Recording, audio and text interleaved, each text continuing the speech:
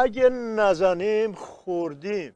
هم دنیا میفهمه که کتک خورمون ملسه، هم بسیجی پاسدارا بیشتر میریزن، هم مردم میفهمن که پشمی به کلاه نظام نمونده. مثل جریان آبان روزگار نظام رو سیاتر میکنن. اون وقت خر بیار و باقالی بار کن. نخه هنو پاسدار بسیجی تو صحنه مونده، تو فقط باقالی رو بار کاره. آیه دکتر، در مورد رونمایی از قانی به عنوان جانشین قاسم سلیمانی ساکت، صداشو در نیا، اصلا نباید اسمشو اعلام میکردی. به خاطر حفاظتش، به خاطر اینکه نزننش. نه بابا، چه ساده ای، مگه بیکارن که بیا اینو بذارم؟ به خاطر مشنگیش که دست خالی عضما رو بیشتر لو میده. یعنی به این سرعت آی دکتر؟ بله. یه جمله هم که ازش بشنوی یا مطمئن میشی که حضرت نوح بیشتر از یه جفت خر سوار کشتیش کرد. من اول شک داشتم که همون اسماعیل قانی باشه که میشناختی. خیلی قشنگتر از این حرف هاست. سوال کردم گفتن نه تا چیزی نیست. نه، خواستن سرتو شیره به مالم. مرحوم عوضی همیشه میفهمودن بزن بهادر. عرض میکردم بله، میفهمدن که مشتریه به گارسون گفت مطمئن این گوشتی که آوردی گوشت گاوه؟ گارسون گفت آره به جان شما، تا همین نیم ساعت پیش داشت ارعر میکرد. آیا دکتر، ولی این همین الان هم داره ارعر میکنه. آره. گفت چون کسی همتراز قاسم سلیمانی تو دنیا پیدا نمیکنیم بزنیمش، پس بی خیال مقابله به مثل بشی. شیطونه میگه همچین با کفگرگی بذارم تو فکش که تو مراسم قاسم سلیمانی خط به اینم همزمان بگیریم. مرحوم عوضی همیشه میفهمودن بزن بهادر. عرض میکردم بله، میفهمودن که مشنگه باید مسخره بازی در بیاره. زنگ زد خونهشون به مادرش به شوخی گفت بابا مرده. رفت خونه دید ای داد بیداد مراسم گرفتن چه جور، همه دعوت کردن دارن گریه میکنن. تا اومد توضیح بده باباش اومد گفت مراسم رو قطع نکنی، الان همینو میکشن. روشن شد یا همچین بذارم که مراسم تو هم بیفته رو مراسم اونا. آیه دکتر، بالاخره حاج قاسم نفر دو نظام بعد مقام عظما بود. با یه پدیده مثل حاج اسماعیل قانی که نمیشه ماسمالیش کرد. من پیشنهاد میکنم مقام عظما به جای یه نفر بیاد چند تا از این سلامی و باقری و سبزعلی رضایی و نقدی و جعفری و اینا رو یه جور قاطی بکنه، یه چیزی در بیاره که بشه بذاری جای او. بعد این همه نشست و برخاست با کوه استراتژی و دریای تاکتیک، ببینا چه پیشنهاد مشنگی میده. عین مربی فوتبال که مشنگ بود میخواست زرنگی بکنه، شماره 10 کشید بیرون، به جاش 2 تا 5 فرستاد تو زمین. مقام عظما اگه 10 تا مثل سلامی اینم که گفتی بذاره جاش، افاقه نمیکنه که. آیا دکتر، سردار سلامی مگه همیشه نمیگفت که تو 2000 کیلومتری پایگاه استکبار رو میزنیم؟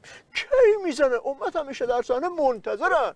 با این مزخرفی که گفت پاسدار بسیجی یا جایی که قوت قلب بگیرن همه ناامید شدن. کدوم یکیش مزخرفاتشو میگی؟ این که مزخرف زیاد گفته. این که از تهدید واکنش سخت سری شروع کرد، همینطوری آسانسوری اومد پایین، آخرش گفت اگه یه بار دیگه بزنین حسابتون رو میرسیم. دیگه کی رو بزنن؟ چرا با امنیت مقام عظما داره این بازی تو میکنه؟ چه ساده ای که انتظار جواب دادن از این مشنگا رو داشتی. مرحوم عوضی همیشه میفهمودن بزن بهادر. عرض میکردم بله، میفهمودن نماینده یه خیریه رفت پیش یه وکیلی گفت ما متوجه شدیم که شما درآمد زیادی دارین، اومدین درخواست بکنیم که به این خیریه ما کمک کنی. وکیل گفت شما متوجه اینم شدین که برادر من به خاطر تصادف سنگینی که کرده از کار افتاده و بچه‌هاش دیگه نانآوری برای خونه ندارن؟ طرف گفت نه خیلی متاسفم. وکیل گفت هیچ میدونی که خواهرم به دلیل بیماری روانی تو بیمارستان بستریه، 3 تا بچه دانشجو داره، با این همه خرج و مخارج؟ طرف گفت نه خیلی متاسفم، خبر نداشتم. گفت میدونین که مادرم یه بیماری سختی داره که رسیدگی بهش هزینه سرسام‌آور داره؟ طرف گفت من واقعا متاسفم که از این همه مشکلات شما خبر نداشتم. وکیل گفت خب حالا گوش کن، من 1 قرون به هیچ کدوم اینا کمک نکردم، میخوای به خیریه تو کمک کنم مرد حسابی؟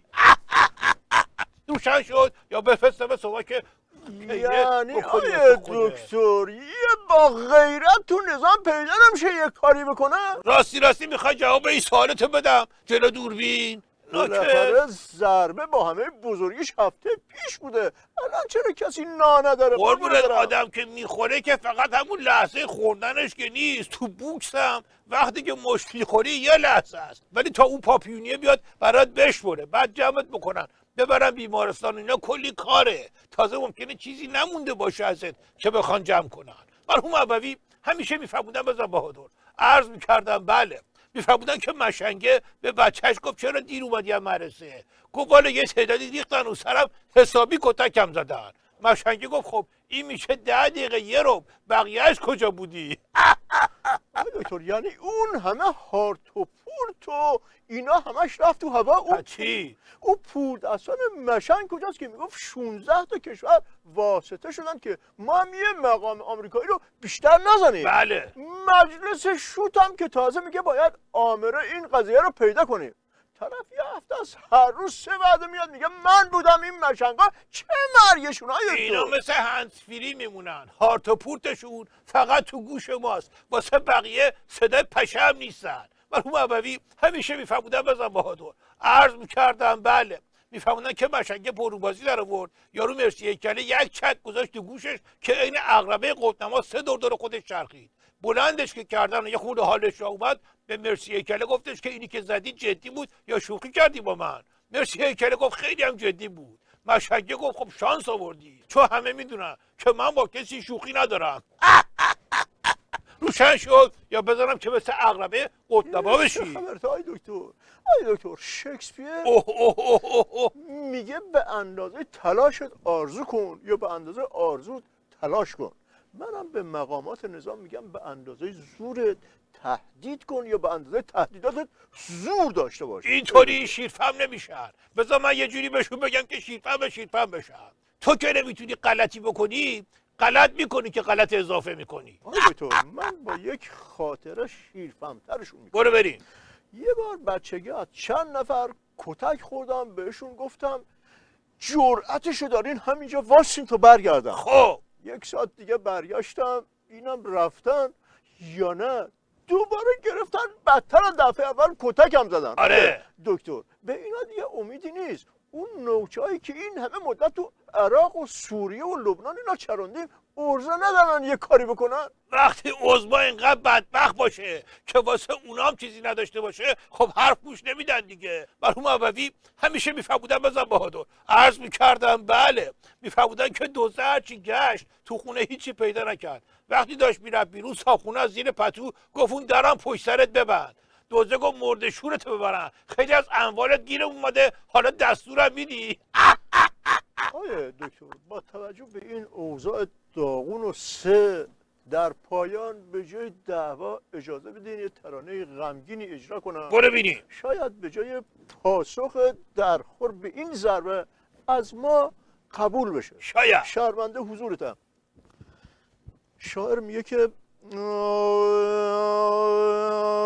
به کشت خاطرمش جز غم نرویه دل، تازه نفست. های به باغش جز گل ماتم نرویه به صحرای سپاه قدس بی سمر، های گیاه ناامیدی هم نروی داد بی داماد، هی داماد بی داماد. خدا زد تو سرش.